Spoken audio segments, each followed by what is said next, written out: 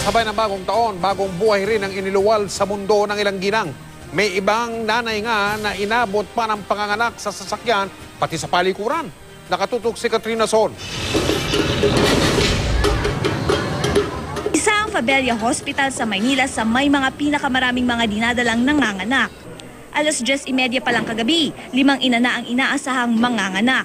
Animoy karera pero tila pinipigilan ng iba ang mauna.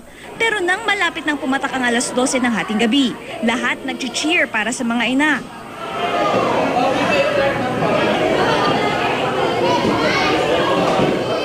Lahat nakaantabay kung sino ang mga sanggol na may papanganak.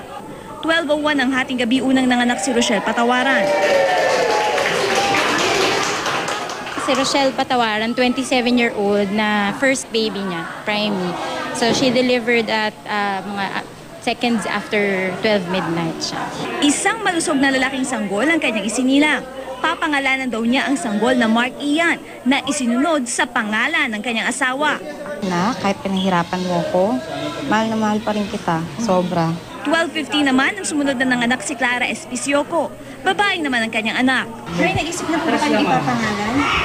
Meron. Ano po, ma'am? Si Shine. Shine para magandang pasok ng taon ko. Shine din. Diba, baburahin na natin yung mga bad.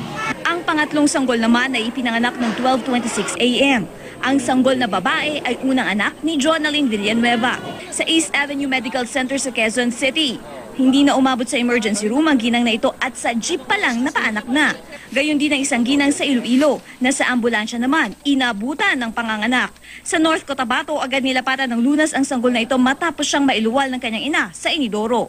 Alas 3 na madaling araw na mag-CR daw ang kanyang ina para umihi pero biglang lumabas ang bata. Katrina Son, nakatutok, 24 oras.